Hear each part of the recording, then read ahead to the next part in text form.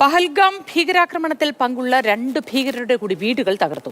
പുൽവാമയിലെ മുറാനിലുള്ള അഹ്സാൻ ഉൽ ഹഖ് ഷെയ്ഖ്, കച്ചിപ്പോറയിലെ ഹാരിസ് അഹമ്മദ് എന്നിവരുടെ വീടുകളാണ് തകർത്തത്. കൂടുതൽ വിവരങ്ങളുമായി ബാലഗോപാൽ ശ്രീനഗറിൽ നിന്നും ചേരുന്നുണ്ട്. ബാലഗോപാൽ, ഇതോടെ 4 പേരുടെ വീടുകൾ ഇന്ത്യൻ സേന തകർത്തിരിക്കുന്നു അല്ലെ? സമാന രീതിയിൽ തന്നെയാണോ തകർത്തത്? വിവരങ്ങൾ എന്തൊക്കെയാണ് ബാലഗോപാൽ? Moti, good morning. കഴിഞ്ഞ ദിവസം ഈ പഹൽഗാം ഭീകരാക്രമണത്തിൽ നേരിട്ട് പങ്കുള്ള 2 ഭീകരരുടെ വീടുകളാണ് തകർത്തിരുന്നെങ്കിൽ ഇന്ന് പുലർച്ചെ സൈന്യം ഈ പഹൽഗാം ഭീകരാക്രമണത്തിന് സഹായം ചെയ്ത് നൽകിയ പ്രാദേശിക ഭീകരർക്കെതിരായുള്ള നടപടിയാണ്, അല്ലെങ്കിൽ അവരുടെ വീടുകളാണ് തകർത്തിരിക്കുന്നത്. പുൽവാമയിലെ മുറാനിലുള്ള അഹ്സാൻ ഉൽ ഹഖ് ഷെയ്ഖ്, കച്ചിപ്പോരയിലെ ഹാരിസ് അഹമ്മദ് എന്നിവരുടെ വീടുകളാണ് തകർത്തത്. ഈ 2 പേരും 2018-ൽ ഈ പാകിസ്ഥാനിലേക്ക് പോവുകയും അവിടെ ഭീകരപ്രവർത്തനങ്ങൾക്ക് ഈ പരിശീലനം ലഭിക്കുകയും തുടർന്ന് ഇന്ത്യയിലെത്തി ഭീകരപ്രവർത്തനങ്ങളിൽ ഏർപ്പെടുകയും ചെയ്തിരുന്നുവെന്നായിരുന്നു കണ്ടെത്തിയിരുന്നത്. പഹൽഗാം ഭീകരാക്രമണത്തിന് പങ്കുള്ള പാക് സ്വദേശികൾക്കും അതുപോലെ തന്നെ കശ്മീരിൽ നിന്നുള്ള ഭീകരർക്കും ഇവർ സഹായം ചെയ്തു നൽകിയെന്നായിരുന്നു ഈ അന്വേഷണ ഏജൻസികൾ കണ്ടെത്തിയിരുന്നത്. തുടർന്നാണ് ഈ 2 പേരുടെയും വീടുകൾ ഇന്ന് പുലർച്ചെ സൈന്യം തകർത്തിരിക്കുന്നത്. ഈ വീട്ടിനുള്ളിൽ ഉണ്ടായിരുന്ന മുഴുവൻ പേരെയും പുറത്ത് ആക്കിയതിന് ശേഷമാണ് ഈ ലോ ഇന്റൻസിറ്റി ഡെറ്റനേഷൻ ഉപയോഗിച്ച്, അതായത് ലഘു സ്ഫോടനത്തിലൂടെ ഈ വീടുകൾ തകർത്തിരിക്കുന്നത്. ആർക്കും തന്നെ പരിക്കേറ്റിട്ടില്ല. ഇന്നലെ കഴിഞ്ഞ ദിവസം നമ്മൾ ഈ ത്രാലിലെ ആസിഫ് ഷെയ്ഖിൻ്റെയും അതുപോലെ തന്നെ അനന്ത്നാഗിലെ ആദിൽ ഹുസൈൻ ടോക്കറിൻ്റെയും വീടുകൾ തകർത്തത് കണ്ടിരുന്നു. സമാനമായ രീതിയിൽ തന്നെയാണ് ഈ 2 ഭീകരരുടെയും വീടുകൾ തകർത്തിരിക്കുന്നത്.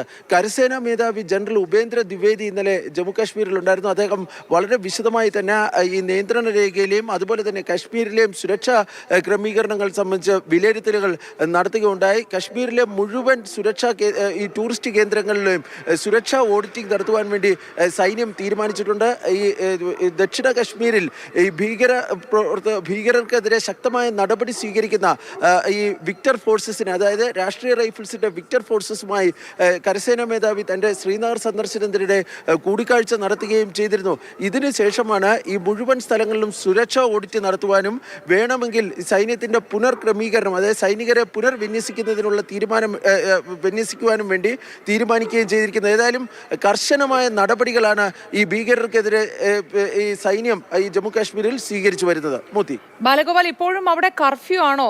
ജനജീവിതം സാധാരണ നിലയിലേക്ക് വന്നിട്ടില്ല അല്ലേ? മോത്തി, കർഫ്യൂ എന്ന് പറയാൻ വേണ്ടി കഴിയില്ല. കാരണം കർഫ്യൂ ഒരു ഘട്ടത്തിലും ഏർപ്പെടുത്തിയിരുന്നില്ല. ഈ ഭീകരാക്രമണം ഉണ്ടായതിൻ്റെ തൊട്ടടുത്ത ദിവസം ഈ ഭീകരാക്രമണത്തെ അപലപിച്ചുകൊണ്ട് ജമ്മു കാശ്മീർ ജനത ഒന്നടക്കം ഇവിടെ, അതായത് ബന്ദ് ആചരിക്കുകയാണ് ഉണ്ടായിരുന്നത്. തുടർന്ന് അടുത്ത ദിവസങ്ങളിലേക്ക് ജനജീവിതം സാധാരണ നിലയിലേക്ക് എത്തുന്ന കാഴ്ചയാണ് നമുക്ക് കാണാൻ വേണ്ടി കഴിഞ്ഞത്. ഇന്ന് ശനിയാഴ്ചയാണ്, അതുകൊണ്ട് അവധി ദിവസമാണ്. അതുകൊണ്ടാണ് ഞാനിപ്പോൾ ഈ നിൽക്കുന്ന ലാൽ ചോക്ക് ഏതാണ്ട് വിജനമായ ഒരു അവസ്ഥയിൽ നമുക്ക് കാണാൻ വേണ്ടി കഴിയുന്നത്. പക്ഷേ ഇതൊരു പുലർച്ചെ ഒരു 7 മണിയൊക്കെയാണ്. സാധാരണഗതിയിൽ ഈ ശ്രീനഗറൊക്കെ ഉണർന്നു വരുന്നത് തന്നെ വളരെ താമസിച്ചാണ്. അതുകൊണ്ട് ഒരു 10 മണിയൊക്കെ ആകുമ്പോൾ ഇതൊന്നും ആയിരിക്കില്ല ഇവിടുത്തെ സാഹചര്യം. ഇവിടെ കൂടുതൽ ആൾക്കാരെത്തുവാനാണ് സാധ്യത.